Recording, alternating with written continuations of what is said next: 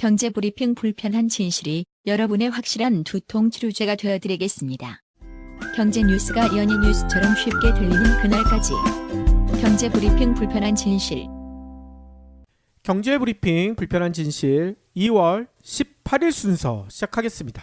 창업시장의 불편한 진실을 전해주시는 이문열 컨설턴트님 모셨습니다. 설 연휴 잘 보내셨죠? 오늘 마지막 날이네요. 예, 벌써 설 연휴가 다 가고 마지막 날입니다. 예. 저는 설 연휴를 잘 보냈겠죠? 저희가 미리 녹음하고 있어서 이거 뭐라고 얘기하기가 참 뭐예요? 네, 아마 잘 보냈을 거라고 생각하고 있습니다. 장거리 이동이 없잖아요. 예, 장거리 이동이 없었고요. 예. 이번에 공교롭게 저희 어머님 생신이랑 설이 겹쳤어요. 아 그래요? 예, 그래서 집에서 가족들이랑 식사하고 특별하게 뭐 이렇게 차례라든지 이런 내용을 생략하기로 했습니다. 아 그러셨군요. 지난주에 또 상담을 하신 분이 있다고 얘기하셨거든요. 예, 저번 주에 한 분이 연락이 또 오셔가지고 예. 한참 상담을 드렸어요. 1시간 가까이 상담을 드렸던 것 같은데. 아 전화로요? 예, 아이를 키우고 있는 주부세요. 예. 남편분께서 현재 직장을 다니고 계시고, 예. 그 본인은 요리나 이런 곳에 취미가 좀 많이 있으셔서 요식업 쪽으로 창업을 하고 싶으셔서 요리 학원을 다니고 계신 그런 상태셨어요. 예예. 혹시라도 이제 남편분께서 직장이나 이런 부분이 어떻게 될지 모르니 불안정하니 장사를 해서 자리가 잘 잡으면 남편도 회사를 좀 그만두고 함께 이제 좀 이 장사에 매진했으면 좋겠다. 예, 그런 의견을 가지고 이제 연락을 주셨더라고요. 나이는 어느 정도 되신 분이신데요? 제가 뭐 유선으로 나이를 여쭤보지는 않았지만 아이들이 이제 학교를 다니고 있는 상태니까요. 뭐 대충 그렇게 이해를 하시면 될 것 같아요. 아하. 요식업의 특징에 대해서도 한참 이제 뭐 말씀을 드렸지만 가장 중요한 건 사실 장사를 시작하는 데 있어서 그 결국은 투자금과 기대하는 수익이잖아요. 예. 이번 분 같은 경우는 상담을 드리면서도 제가 똑같이 말씀을 드렸는데 기대하시는 수익이 사실 너무 높으세요. 항상. 네, 대부분 다 높으세요. 높으실 수밖에 없는 게 직장을 그만두고 여기 매진을 해야 되는데 그럼 둘 다 직장을 다닐 경우 적어도 급여를 어느 정도 받아서 예. 이 정도는 받는데 이거를 내가 그만두고 장사를 하게 되면 적어도 이거보다는 더 벌던 거 아니면 이 정도는 벌어야 되는 거 아니냐. 당연히 그렇게 생각하실 수 있거든요. 그렇죠. 근데 실제로 그렇기가 힘들다는 거죠. 아. 예, 장사라는 게. 그래서 특히 이제 이분 같은 경우는 창업에 대한 그러한 자금을 기존에 이제 현재 거주하고 계시는 주택을 구매하실 때 여유 자금 조금 있으셨는데 이제 주택 담보 대출을 좀 많이 받아 놓으신 거예요. 그 금액을 이용을 해서 창업을 하려고 이제 계획을 하고 계셨더라고요. 예예. 뭐 1억 원이 조금 안 되는 금액으로 지금 현재 창업을 알아보고 계신데 예. 참 1억 원이라는 금액이 정말 소중한 금액이고 누구에게나 굉장히 큰 금액임에도 불구하고 이 서울 시내에서는 부동산적인 부분에서 사실 차지하는 비중이 너무 높다 보이니까 그렇죠. 선택할 수 있는 사항이 정말 없어요. 그분께서 이제 기대하고 계시는 수익이 너무 높으셨었다 보니까 제가 만류를 했어요. 이거는 사실은 지금은 창업으로 접근을 할 내용은 아닌 것 같다. 그러면 그 금액으로는 창업을 못 하는 거냐? 그건 아닙니다. 예, 그건 아니고 대신에 본인이 갖고 계시는 어떠한 기준을 깨셔야 되는 부분들이 좀 있어요. 예를 들면이 아니라 가장 중요한 거죠. 그 본인이 노동력을 얼마나 투입을 할 것이냐. 아이를 키우고 있다 보니까 아이들이 학교를 가고 난 후부터 그래도 적어도 애들이 자기 전까지 혹은 뭐 시간적인 부분이 어떻게 그리고 주에 뭐 몇 회는 휴무를 가져야 되고 뭐 이러한 그 본인들이 생각하고 계시는 노동력에 대한 투자를 어느 정도 기준을 갖고 계시거든요. 수익이 높아지기 위해서는 사실 그런 부분들을 다 깨셔야 됩니다. 예를 들어서 가장 소자본으로 창업을 할 수 있는 가능한 업종은 예. 사실 배달 전문점이에요. 그러겠죠. 예, 왜냐하면 배달 전문점 같은 경우는 부동산적인 부분에서 금액이 거의 차지 않다 보니까 예예. 뭐 지하라든지 아니면은 뭐 굉장히 좀 작은 그러니까 홀이 거의 필요가 없잖아요. 그래서 뭐 5평, 10평 내외의 지하의 어떠한 그 공간만 확보를 하더라도 배달적인 부분은 가능하거든요. 예예. 근데 이 배달업이라는 거 특징이 피크 타임이 점점 늦어지잖아요. 그렇죠. 점심부터 사실 뭐 배달 음식을 거의 먹지 않죠. 그리고 보통 저녁 혹은 뭐 야식 뭐 이런 곳에 좀 많이 한정이 돼 있다 보니까 그런 쪽에 노동력을 투입을 할 수 있을 만큼의 각오가 있으셔야 된다라는 거예요. 그래서 그런 부분에 대해서도 설명을 같이 드렸어요. 그래서 아무튼 좀 안 하셨으면 좋겠다. 생각보다 기대하시는 금액을 맞추기 위해서는 그렇다고 배달업을 했을 때 그걸 반드시 맞추느냐 그것도 아니거든요. 그렇죠. 예, 배달업 같은 경우는 리스크가 또 굉장히 큽니다. 굉장히 관리를 하셔야 되는 요소가 굉장히 많고 그리고 대표적인 골병 드는 업종이에요. 골병까지 들어요? 아무래도 진짜 햇빛 한 번 못 보고 지하의 골방에서 예, 정말 그 쉴 새 없이 닭만 튀기셔야 되는 건데 쉽게 말하면 얼마나 고되시겠어요. 그러겠네요. 예, 그리고 이제 뭐 최근에는 그 배달 대행사들이 많이 생겼기 때문에 배달 사원 관리라든지 이런 부분에 대해서는 조금 덜 신경을 쓰시는 편이긴 한데 예. 그 배달 대행료가 또 만만치 않게 나가죠. 그리고 이제 배달업의 특징에 대해서 얘기가 좀 길어지겠네요. 배달업의 특징에 대해서 간단하게 설명을 좀 드리면 메이저급 브랜드 같은 경우는 소비자들이 대표번호로 직접 연락을 하는 경우들이 많습니다. 1호 어쩌고 저쩌고. 예, 오늘은 굽네 치킨을 먹을까? 오늘은 뭐 내내 치킨을 먹을까? 뭐 그런 걸 꽂히면은 사실 이제 늘 시켜 먹는 쿠폰이 있으실 거고. 그렇죠. 그러다 보니까 이제 그런 걸 통해서 이제 연락을 많이 하시는 거거든요. 예. 그러면은 이제 그 프랜차이즈가 아닌 개인 브랜드로서 배달 전문점을 하시기 위해서는 배달 대행하고 있는 어플들 뭐 배달의 민족, 배달통, 요기요 뭐 이러한 그 3사의 배달 서비스를 잘 이용을 하셔야 돼요. 여기서 이제 딜레마가 생기는 거죠. 생각을 해보시면은 메이저급 브랜드에서 배달을 시켜 먹고 싶으세요? 아니면은 처음 보는 매장에서 배달을 시켜 먹고 싶으세요? 익숙한 브랜드가 낫죠. 네, 그러한 딜레마가 생기는 거예요. 그렇죠. 그래서 초보 배달분들 같은 경우는 프랜차이즈를 선택을 하시는 게 그래도 매출적인 부분에 대해서 어느 정도는 보장을 받을 수가 있는데 예. 기존의 프랜차이즈들 같은 경우는 이미 상권적으로 다 파고 들어가 있다라는 거죠. 이 브랜드가 있느냐 없느냐 확인할 수 있는 간단한 방법은 우리 집에서 배달의 민족 한번 시행해 보시면 됩니다. 거기서 나오면은 우리 동네 있는 거고 안 나오면 우리 동네 없는 거예요. 근데 다 있어요, 정말. 예. 그렇죠. 없는 브랜드를 찾기가 힘들 정도로 메이저급은 당연히 있을 거고요. 그러다 보면은 약간 마이너급, 조금 더 마이너급 브랜드를 선택을 하실 수밖에 없는 건데 예. 그걸 선택하는 게 맞겠느냐 아니면 개인 브랜드를 하는 게 맞겠느냐 또 거기서 한번 또 딜레마가 온다라는 겁니다. 아이고. 배달업은 참 힘들어요. 이런 부분들이 섞여 있어서 좀 굉장히 좀 힘든 부분이 있는데 무한도전에서 배달의 민족의 면접을 보는 상황으로 그 한번 방송을 했었어요. 예, 그거 봤어요. 예, 그 면접기 체험식으로 예. 배달의 민족에서 이제 면접을 보더라고요. 예. 그때 질문을 나왔었던 게 배달 어플을 통해서 가장 배달이 많이 이루어지는 음식이 뭐겠느냐라는 이제 질문을 던졌었거든요. 그랬었죠. 물론 정답은 없겠죠. 그건 저희가 뭐 해당 회사의 데이터를 확인을 해야 되는 거다 보니까 저는 그렇게 생각을 해요. 그러니까 오히려 그때 이제 뭐 대다수의 분들이 치킨을 얘기를 하셨었는데 제가 앞서서 말씀드린 것처럼 치킨 같은 경우는 메이저급 브랜드는 직접 연락을 하는 경우들이 더 많기 때문에 물론 뭐 배달 어플들을 통해서도 많이 하시겠지만 예. 덜 할 수 있을 거라고 생각을 해요. 그러겠네요. 예, 근데 배달 어플이 사실은 그 생겨나면서 약간 좀 그 호응을 많이 얻었던 거는 평소에 배달이 잘 안 됐었던 것들도 대행을 해줬고, 예. 그리고 보다 보면 야 이런 것도 있어라고 느껴지면서 배달에 대한 그런 어떻게 보면 시장 자체가 좀 커졌다라고 저는 생각을 하거든요.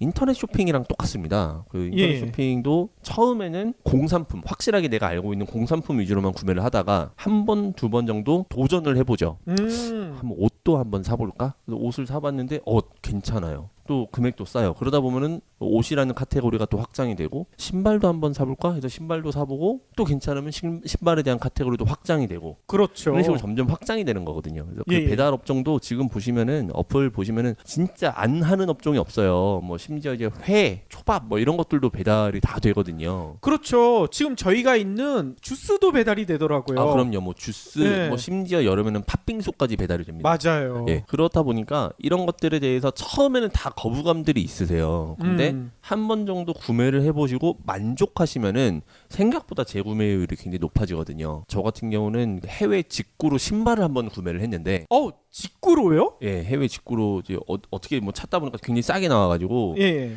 해외 직구로 신발을 샀는데 실패를 했어요. 왜요? 작게 나온 거죠. 사이즈가. 그러니까 저 같은 경우는 이제 구두를 280을 신거든요. 발이 엄청 크군요. 발이 좀 큰 편인데 예. 운동화를 구매할 일이 있어서 운동화를 280을 주고 구매를 했어요. 예. 280짜리 사이즈를 구매를 했는데 안 맞더라고요. 신었는데 발이 아파서 작아요? 예. 그거 저 주세요. 저 아버님 드렸어요. 이런. 신었는데 너무 아파서 예.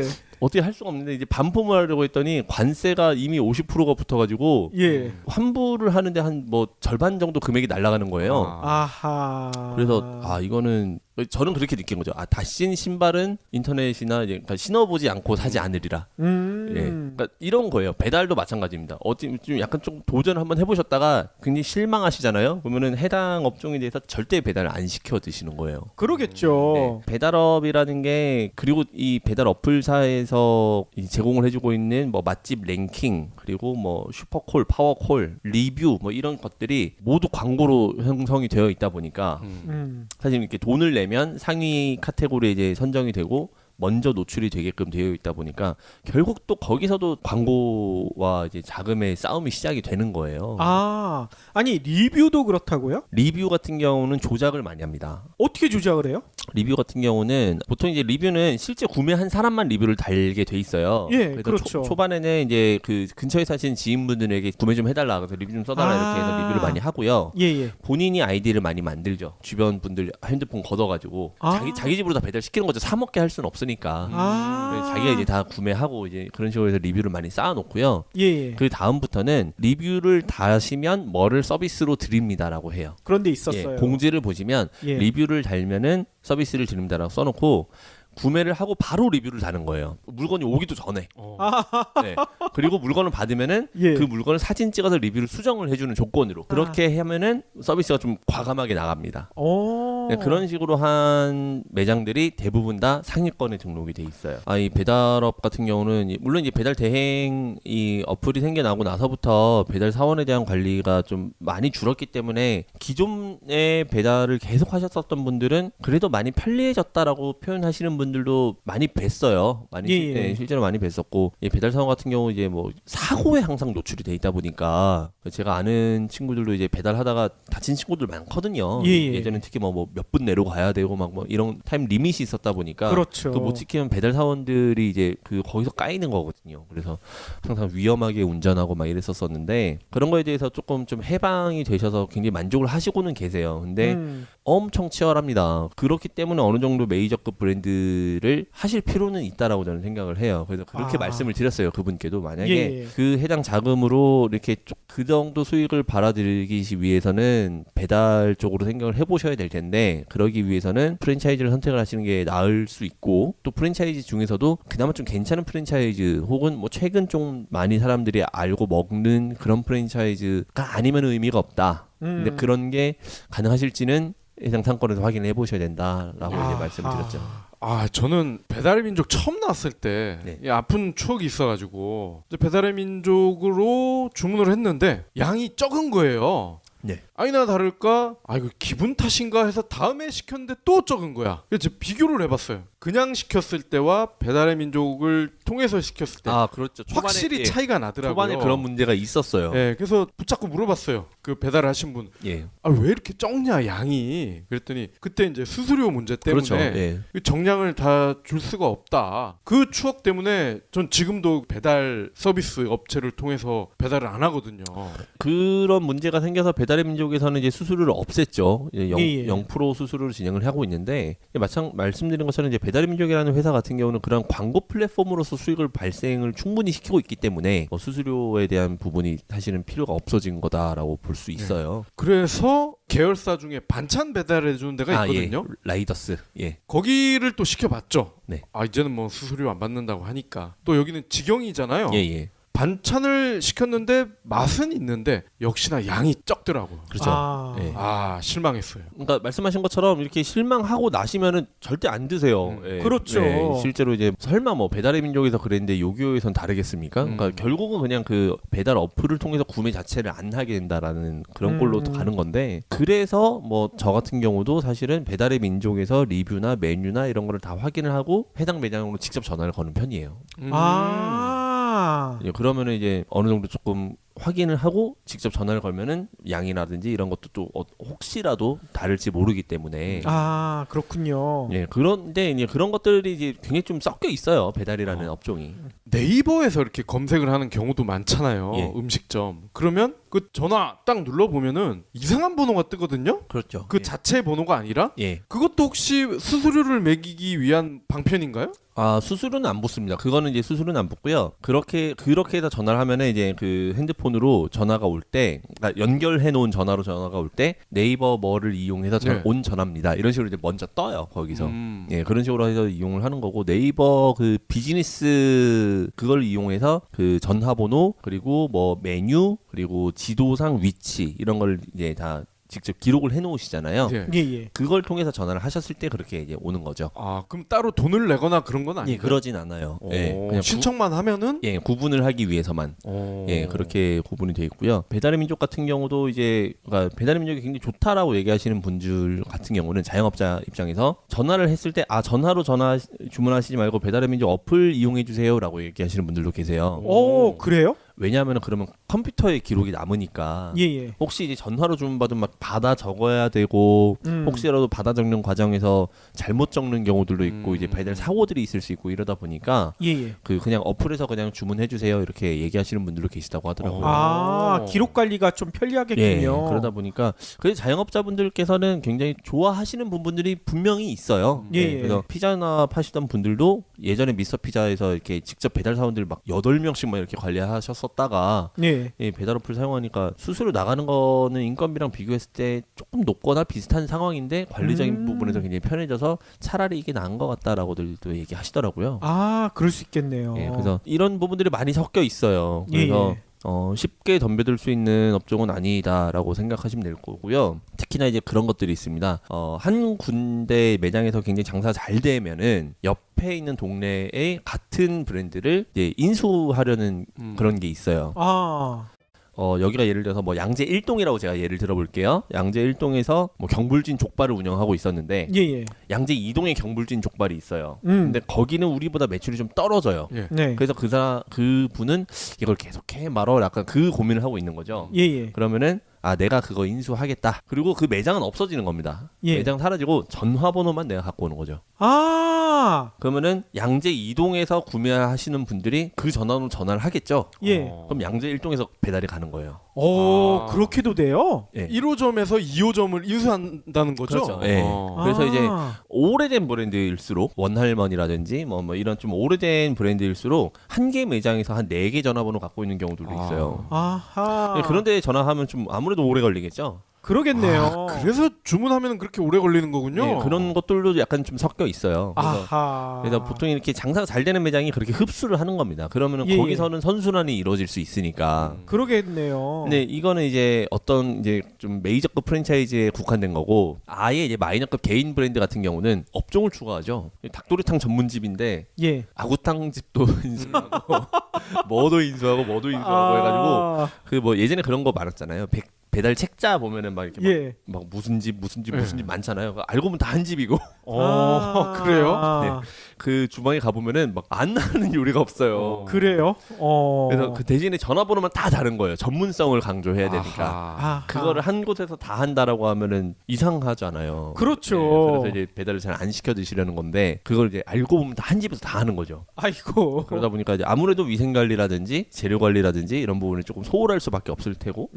그래서 배달에 대해서 약간 좀 이슈가 많이 있었었죠. 그런 게 이제 누적이 되고 있던 거를 배달 어플을 통해서 약간 좀 개선이 됐다라고 생각은 합니다. 근데 뭐 마찬가지로 이제 신규 창업자로서의 진입 장벽은 높아졌다라고 생각하시면 될 것 같아요. 그분 같은 경우 이제 그렇게 물어보시더라고요. 그러면 예전에 이제 제가 방송에서 마마된장 창업 자금을 뭐 원래 조금 비쌌는데 저랑 같이 그 일을 하시면서 한 뭐 6천만 원대 15평 기준으로 했을 때 6천에서 한 7천만 원대로 세팅을 했다라고 이제 방송에서 말씀을 드렸었다 보니까 혹시 그럼 마마된장은 뭐 진행이 불가능한 거냐 이렇게 물어보시더라고요. 그래서 가능은 한데 초반에 말씀드렸던 부분은 부동산적인 부분을 제외한 금액이었다 보니까 실제로 이제 그래도 부동산에 맞춰서 오픈하시면은 장사가 잘 되리라는 보장이 없잖아요. 네. 그렇죠. 또 싼 자리는 물론 장사가 잘 됨에도 불구하고 싼 자리가 있을 수 있지만 자리에 맞춰서 그러니까 자금에 맞춰서 자리를 찾다 보면은 이 해당 자리가 장사적인 부분으로 베스트일지 아닐지가 검토가 거의 불가능하다는 거예요. 그래서 그렇죠. 이런 부분들이 좀 섞여 있어서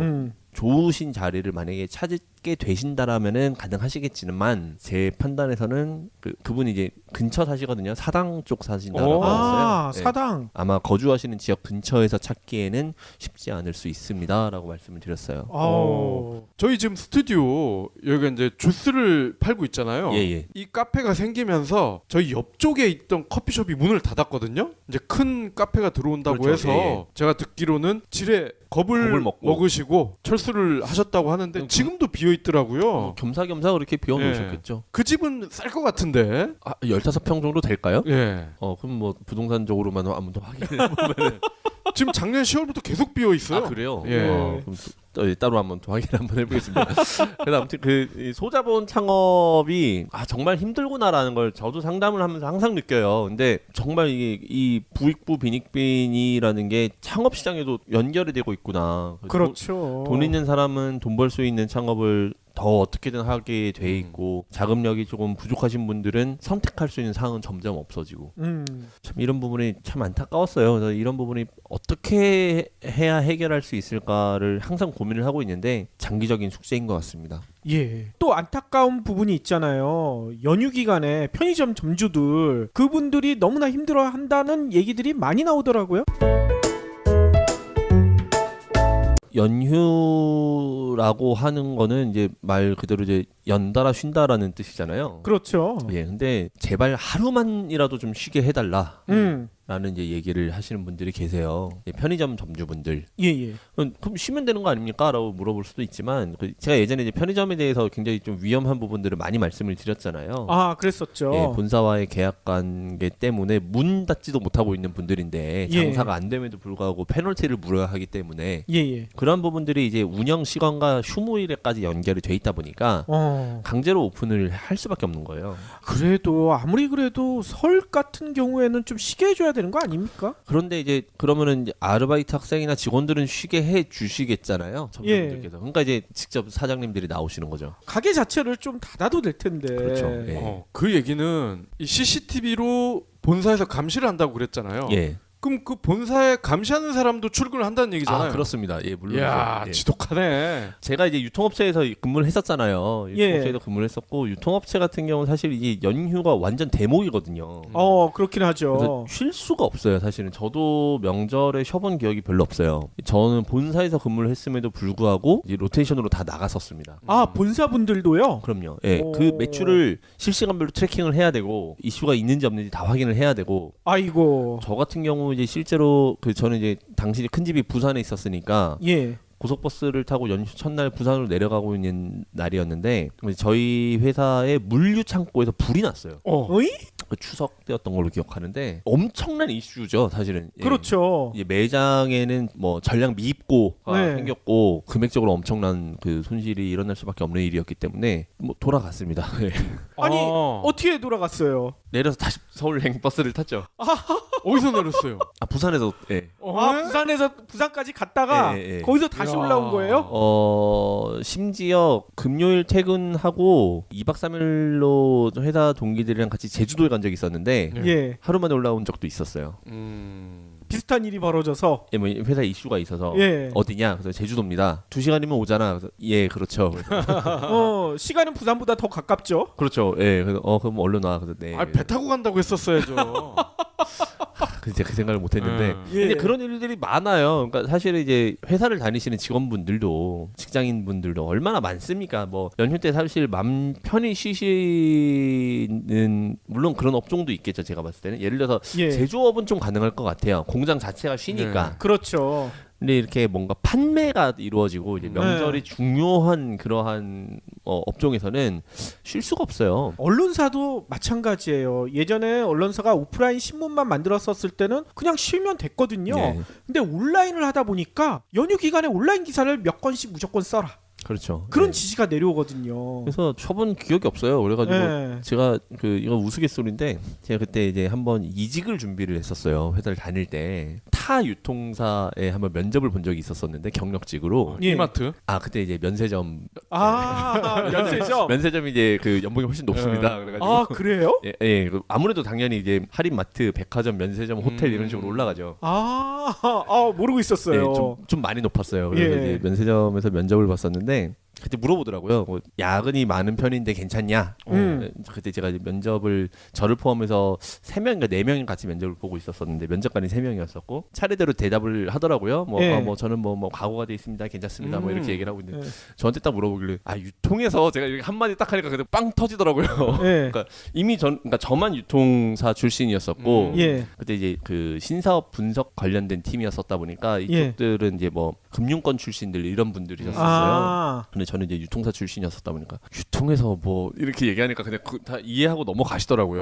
이미 나도 그러고 있다라는 이제 암묵적인 눈빛이 오고 갔었던 순간이었었던 거죠. 연휴 기간 동안 백화점, 여행업 이런 유통업 사실 대목이거든요, 진짜. 1년에서 그렇죠. 이제 지금 벌어서 먹고 사시는 분들도 계시겠다 보니까 자영업자분들도 사실은 마찬가지라는 거죠. 자영업자분들도 이때가 대목이신 분들은 기꺼이 나오시겠죠. 뭐 이렇게 뭐 장사가 잘 되니까 내가 뭐 내 사업을 위해서 나오는 건데 그거에 대해서 안타까움을 토로하시진 않을 것 같고요. 근데 이제 편의점주 분들 같은 경우는 사실 명절 연휴에 다 떠나고 어디 가고 집에 명절 음식도 많은데 편의점에서 뭘 사 먹을 일이 거의 없거든요. 그러니까요. 예. 그러니까 이거는 내가 장사를 잘 하기 위해서 나오는 개념이 아니라 나는 안 나오고 싶은데 본사와의 그런 계약 관계 때문에 억지로 끌려 나온 상황이다 보니 안타까움을 토로하실 수밖에 없는 거죠. 그러니까 가족들이 돌아가면서 고생을 한다니까요. 실제로 뭐 연휴 기간 동안 편의점 뭐 어디 갈 일이 있어서 가보면은 이렇게 막 할머니 할아버지들이 막 아기까지 데리고 나오셔가지고 맞아요. 보고 계시고 핸드폰으로 이제 막 뽀로로 하나 틀어 놓으시고 막 이런 경우들 많이 있어요. 그러니까. 예. 특히 이제 뭐 주택가 근처 이런 데 있는 그런 조그만 편의점들 같은 경우는 진짜 많이 있어요. 그래서 참 그런 분들 이제 최근에는 물론 이제 좀 그런 부분들이 개선이 되면서 영업 시간에 대한 강제적인 사항은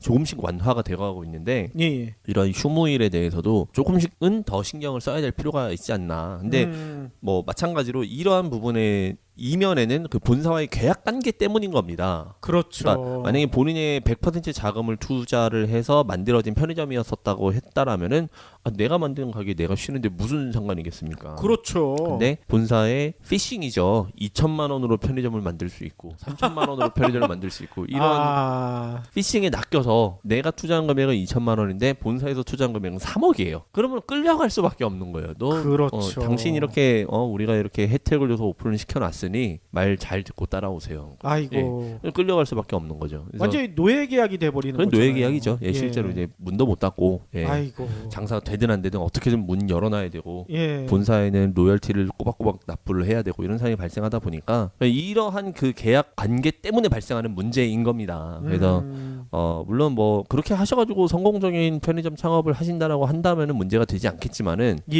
이렇게 말도 안 되는 계약을 통해서 창업을 했는데 장사가 잘 되겠습니까? 예, 장사는 잘 되겠지만 점주분께서 가져가시는 게 거의 없겠죠. 그러겠죠. 네, 마찬가지로 이제 앞서서 말씀드렸던 것처럼 소자본 창업자들에 의해서 사실 생겨난 시장이에요. 편의점 창업이라는 부분은 얼마 되지 않는 금액으로도 이런 메이저급 브랜드의 편의점을 오픈할 수 있습니다. 이러한 영업성 그러한 전략 때문에 이러한 피해가 지속적으로 이어져 오고 있다. 영업적 전략으로 회사에서는 뭐 훌륭한 성과를 거뒀을지 모르겠지만 결국 뭐 대한민국의 자영업자들은 점점 더 피폐해지는 방법을 선택하신 거고 끝나섰을 때 진짜 손에 아무것도 안 남아 있을 가능성이 굉장히 높아요. 그렇죠. 예, 그래서 쉬지도 못하고 5년 동안 고생은 고생대로 하고 남는 건 없는 그런 상황이 발생할 수 있습니다. 뭐든지 그런 것 같아요. 뭔가 너무 순항을 하고 쉽게 잘 풀리고 싸게 잘 이루어진다. 그럼 항상 의심을 해봐야 될 것 같아요. 그렇죠. 예, 맞습니다. 그러니까 물론 아셨을 거예요. 계약서에 다 써 있고, 그러니까 본사에서는 그렇게 얘기할 수 있죠. 우리가 뭐 거짓말했냐? 계약서에 다 써 있고, 쉬지 못한다고 다 써 있고, 뭐 이렇게 운영 시간 지켜야 된다고 써놨어. 알고 계약했으면서 왜 이제 와서 딴소리냐? 막 이렇게 얘기할 텐데. 그렇죠. 얼마나 절박하셨으면 그때 그렇게 계약을 하셨겠습니까? 맞아요. 그러니까 그러한 절박함 심리를 이용해 먹으려는 게 나빴었던 거지. 그 그러니까. 계약서에 써 있었던 거를 알면서 그렇게 계약했지만 힘들다라고 해서 한마디 하시는 분들이 나쁜 놈이다? 이렇게 몰아가는 거는 예, 약간 어떻게 표현을 못 하겠네요. 그리고 아마도 그러한 부분을 직접적으로 공지를 하지는 않았을 가능성이 클 것 같아요. 그렇죠. 예. 쉬지 않고 일해야 된다. 이거는 그 계약서 맨 뒷부분에 깨알만하게 아마 써 있을 거야. 네, 그런 거죠. 이제 쉬지 않고 일해야 된다라고 써 있는 게 아니라 뭐 본사에서 규정한 운영 시간을 준수해야 된다. 네, 뭐 그렇게 써 있었겠죠. 그렇죠. 그냥 그러고 넘어가는 거죠. 그래서 저 그러면 이번 설날에 좀 쉬려고요. 그래서 무슨 소리냐? 본사에서 규정한 운영 시간은 365일 24시간인데. 그래서 그때 그런 거였구나 이제. 그냥 계약서 사실 문구가 참 그런 게 많죠. 예. 그렇죠. 애매모호하게 해석할 수 있게끔 하는 것들이 많은데 그렇기 때문에 반드시 계약서 쓰시기 전에 검토 꼼꼼하게 하셔야 되고요.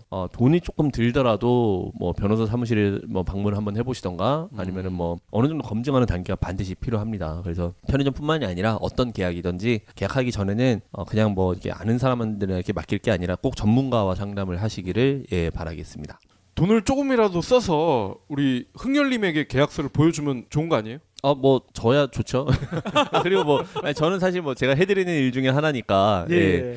확실하게 꼼꼼하게 확인을 해드리고 의뢰 입장에서 달아야 할 추가 특약 사항이라든지 이런 부분에 대해서도 말씀을 꼭 드려요.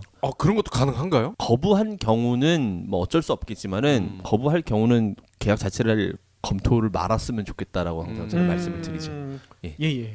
이것과 비슷하게 또 프랜차이즈 지원책에 관련돼서도 하실 얘기가 있다면서요. 그러니까 그렇게 생각을 하셔야 되겠죠. 그러니까 이런 식으로 사실은 악랄한 프랜차이즈들에 대한 문제점들이 좀 많이 생겨오고 있었고 이어오고 있었다 보니까 최근 정부에서는 착한 프랜차이즈들을 육성을 하기 위해서 이 공유형 프랜차이즈들에 대해서 지원을 해주기로 결심을 내렸습니다. 이 공유형? 예, 가맹점주와 본사 간의 이익을 공유해주는 본사.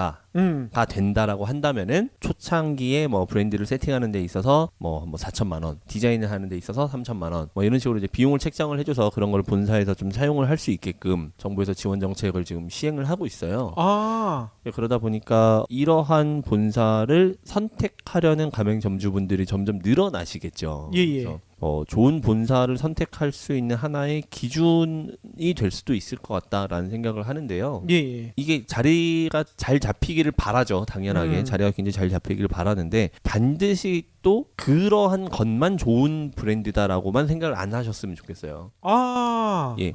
꼭 이익 공유형이 아니라 실제로 그냥 돈이 안 남고 있는 본사들도 있어요. 그러겠죠. 그러니까 물론 이거는 좀 약간 어불성설일 수 있는데 엄청 남겨서 그걸 조금씩 공유하는 브랜드들도 있을 수 있어요. 이런 지원 정책을 약간 악용화할 수 있는 가능성은 있어요. 그래서 그렇죠.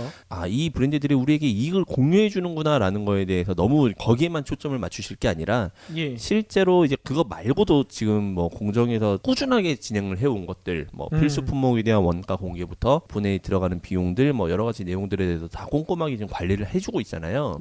그게 결국은 기반이 돼서 실질적으로 이렇게 했을 때 본사에서 어떤 식으로 이익이 남는데 이게 나에게 어떤 식으로 공유가 되는구나 라는 내용까지 이어졌을 때 올바른 판단을 하실 수가 있을 것 같다라는 얘기를 좀 드리고 싶어요. 그렇죠. 단순히 이 공유형 프랜차이즈입니다라는 슬로건만 보고 이 브랜드가 좋은 브랜드구나라고 생각하시는 거는 약간 성급한 일반화의 오류가 따라올 수 있습니다. 그렇기 때문에 왜냐하면은 본사에서는 사실은 아직까지 이제 뭐 해결이 되고 있지 않은 리베이트라든지 여러 가지 그 밝혀지지 않고 있는 수면 위로 밝혀지지 않고 있는 본사의 수익 구조가 너무 많아요. 그래서 그런 부분들까지 이익이 공유가 될 것이냐 절대 아닐 거거든요.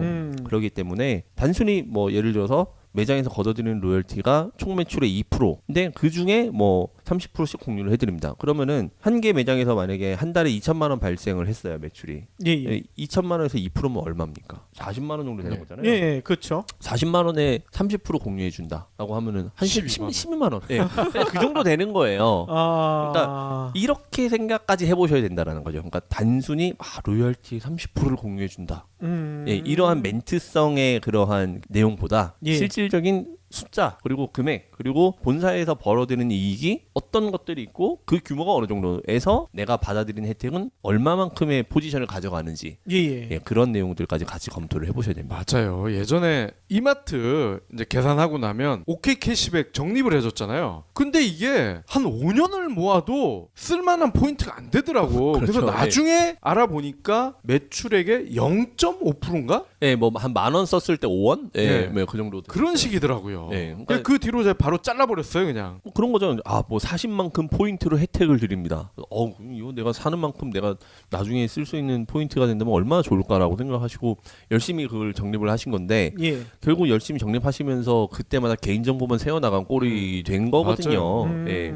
사실 포인트 제도에 대한 그게 사실 맹점이죠. 그러다 보니까 이 공유형 본사를 육성하고자 하는 정부의 지원 정책은 제가 굉장히 반갑게 맞이하나 이거를 악용화할 수 있는 본사들은 충분히 많이 있을 수 있으니 단순히 여기에 너무 꽂히셔서 요것만 좋은 거다 아닌 건 나쁜 거다라고는 판단하기에는 약간 위험성이 있다.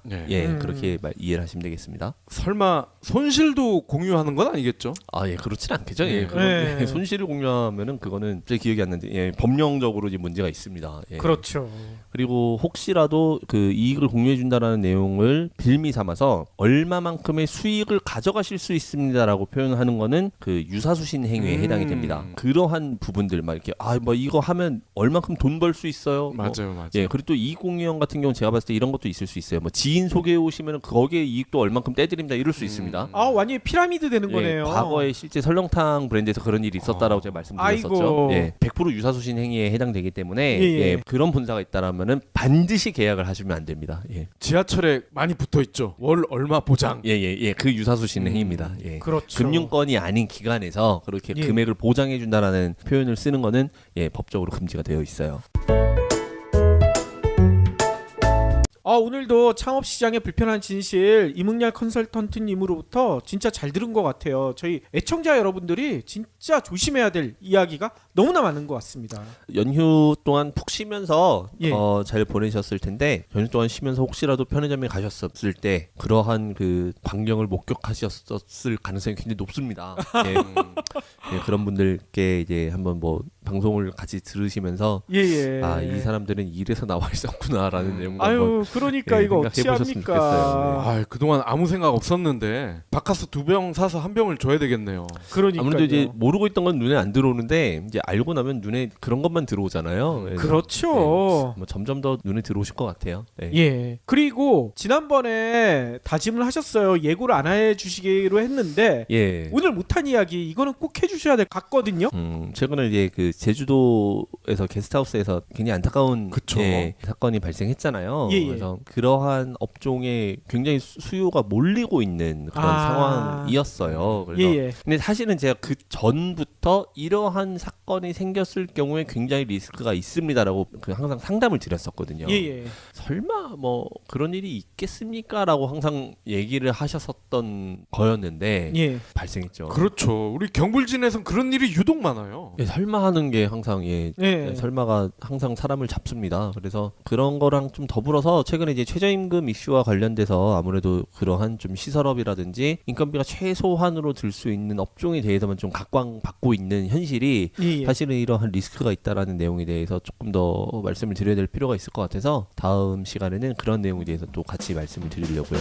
긴 시간 동안 귀한 말씀 너무나 감사드리고요. 다음 주에 또 뵙도록 하겠습니다. 다음 주에 뵙겠습니다. 수고하셨습니다.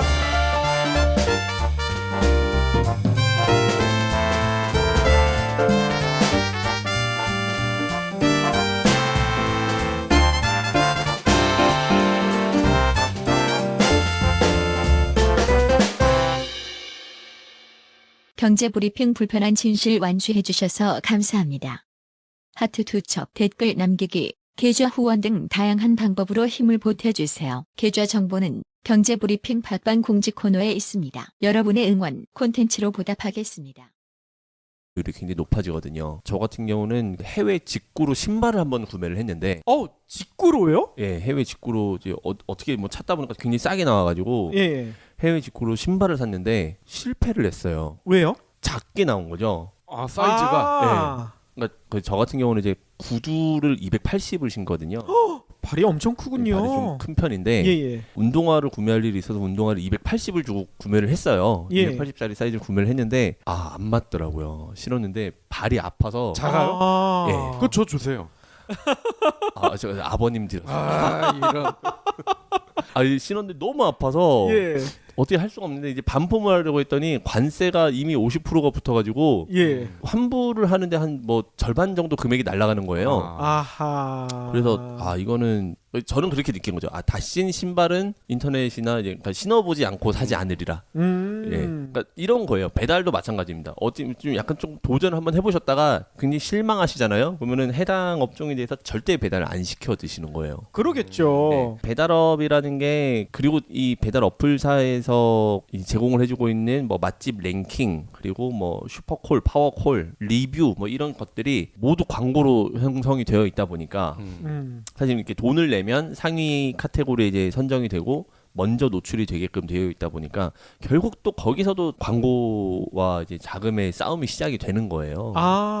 아니 리뷰도 그렇다고요? 리뷰 같은 경우는 조작을 많이 합니다. 어떻게 조작을 해요?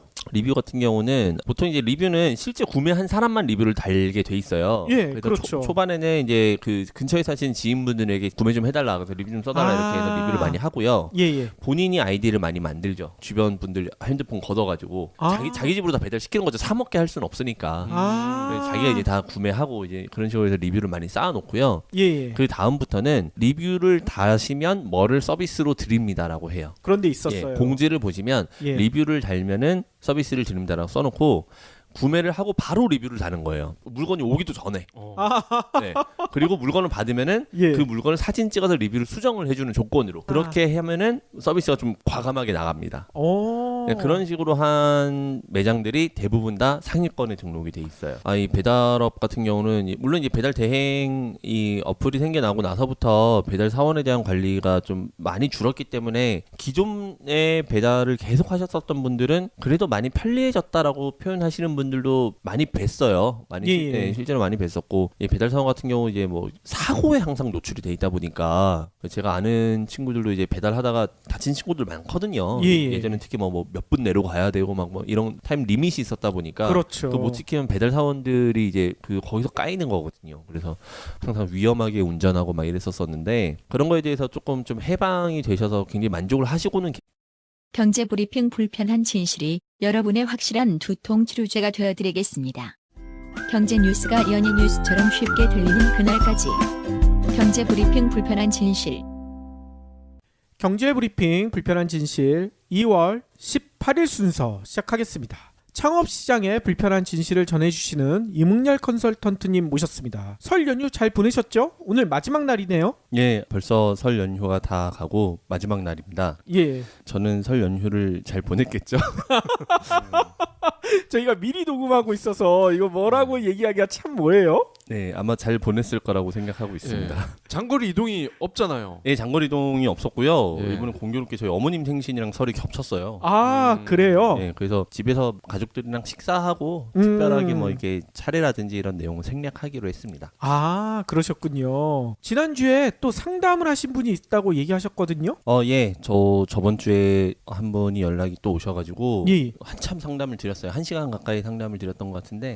전화로요? 예, 아이를 키우고 있는 주부세요. 예. 남편분께서 현재 직장을 다니고 계시고, 예. 그 본인은 요리나 이런 곳에 취미가 좀 많이 있으셔서 요식업 쪽으로 창업을 하고 싶으셔서 요리 학원을 다니고 계신 그런 상태이셨어요. 예. 혹시라도 이제 남편분께서 직장이나 이런 부분이 어떻게 될지 모르니 불안정하니 장사를 해서 자리가 잘 잡으면 남편도 회사를 좀 그만두고 함께 이제 좀 이 장사에 매진했으면 좋겠다. 그런 의견을 가지고 이제 연락을 주셨더라고요. 나이는 어느 정도 되신 분이신데요?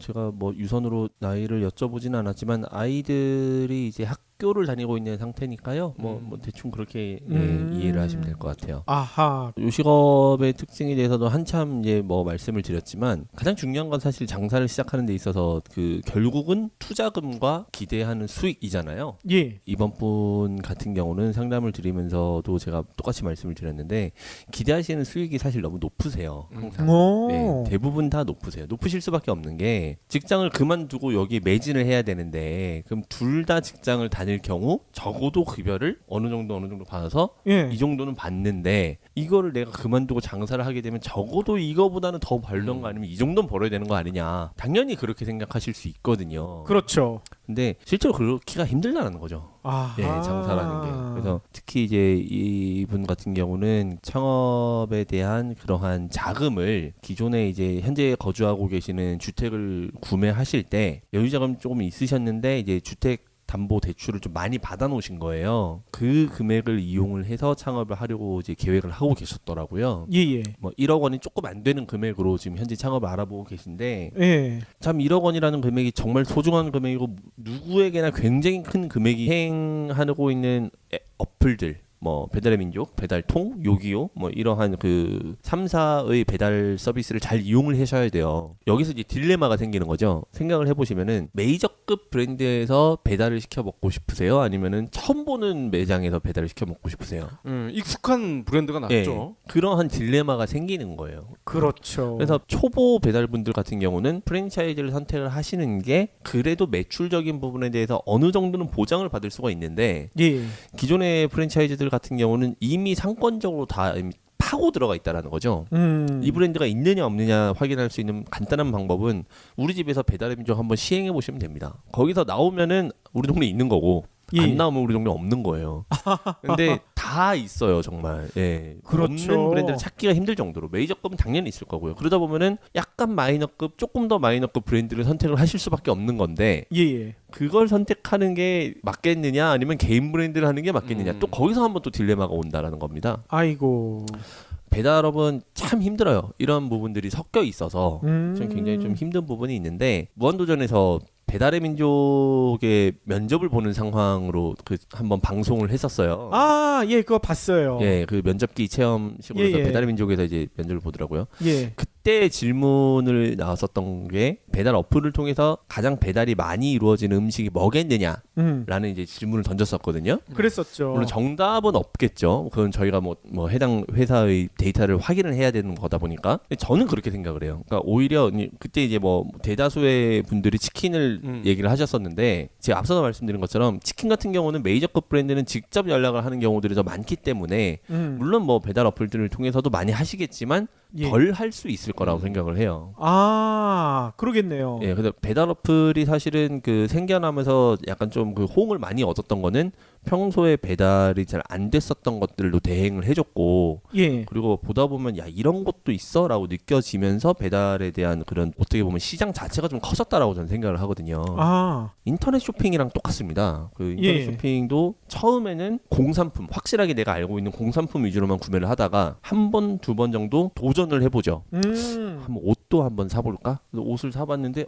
괜찮아요. 또 금액도 싸요. 그러다 보면은 옷이라는 카테고리가 또 확장이 되고 신발도 한번 사볼까 해서 신발도 사보고 또 괜찮으면 신발에 대한 카테고리도 확장이 되고 그렇죠. 그런 식으로 점점 확장이 되는 거거든요. 그래서 그 예, 예. 배달 업종도 지금 보시면은 어플 보시면은 진짜 안 하는 업종이 없어요. 뭐 심지어 이제 회, 초밥 뭐 이런 것들도 배달이 다 되거든요. 그렇죠. 지금 저희가 있는 주스도 배달이 되더라고요. 아 그럼요. 뭐 주스, 네. 뭐 심지어 여름에는 팥빙수까지 배달이 됩니다. 맞아요. 예, 그렇다 보니까 이런 것들에 대해서 처음에는 다 거부감들이 있으세요. 근데 한 번 정도 구매를 해보시고 만족하시면은 생각보다 재구매임에도 불구하고 이 서울 시내에서는 부동산적인 부분에서 사실은 차지하는 비중이 너무 높다 보니까 그렇죠. 선택할 수 있는 사항이 정말 없어요. 그분께서 이제 기대하고 계시는 수익이 너무 높으셨었다 보니까 제가 만류를 했어요. 이거는 사실은 지금은 창업으로 접근을 할 내용은 아닌 것 같다. 그러면 그 금액으로는 창업을 못 하는 거냐? 그건 아닙니다. 예, 그건 아니고 대신에 본인이 갖고 계시는 어떠한 기준을 깨셔야 되는 부분들이 좀 있어요. 예를 들면이 아니라 가장 중요한 거죠. 그 본인이 노동력을 얼마나 투입을 할 것이냐. 아이를 키우고 있다 보니까 아이들이 학교를 가고 난 후부터 그래도 적어도 애들이 자기 전까지 혹은 뭐 시간적인 부분이 어떻게 그리고 주에 뭐 몇 회는 휴무를 가져야 되고 뭐 이러한 그 본인들이 생각하고 계시는 노동력에 대한 투자를 어느 정도 기준을 갖고 계시거든요. 수익이 높아지기 위해서는 사실 그런 부분들을 다 깨셔야 됩니다. 예를 들어서 가장 소자본으로 창업을 할 수 있는 가능한 업종은 사실 배달 전문점이에요. 그러겠죠. 예, 왜냐하면 배달 전문점 같은 경우는 부동산적인 부분에서 금액이 거의 차지하지 않다 보니까 뭐 지하라든지 아니면은 뭐 굉장히 좀 작은 그러니까 홀이 거의 필요가 없잖아요. 그래서 뭐 5평, 10평 내외의 지하의 어떠한 그 공간만 확보를 하더라도 배달적인 부분은 가능하거든요.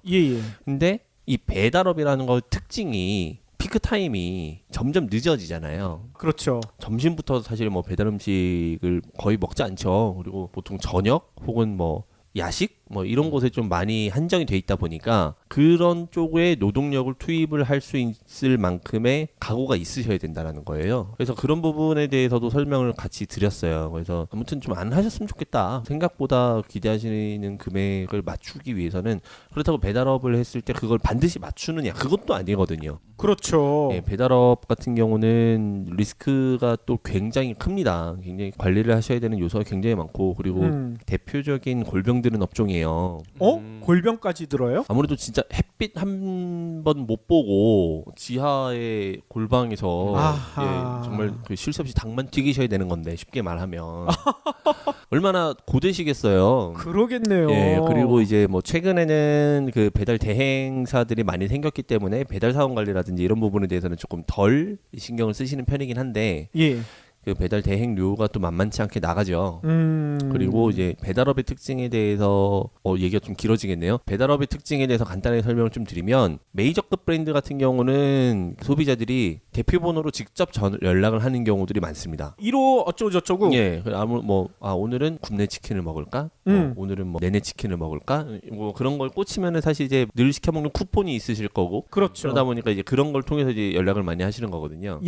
그러면은 이제 그 프랜차이즈가 아닌 개인 브랜드로서 배달 전문점을 하시기 위해서는 배달 대행이세요. 근데 엄청 치열합니다. 그렇기 때문에 어느 정도 메이저급 브랜드를 하실 필요는 있다라고 저는 생각을 해요. 그래서 그렇게 말씀을 드렸어요. 그분께도 만약에 그 해당 자금으로 이렇게 그 정도 수익을 받아들이기 위해서는 배달 쪽으로 생각을 해보셔야 될 텐데 그러기 위해서는 프랜차이즈를 선택을 하시는 게 나을 수 있고 또 프랜차이즈 중에서도 그나마 좀 괜찮은 프랜차이즈 혹은 뭐 최근 좀 많이 사람들이 알고 먹는 그런 프랜차이즈가 아니면 의미가 없다. 근데 그런 게 가능하실지는 해당 상권에서 확인을 해보셔야 된다라고 이제 말씀드렸죠.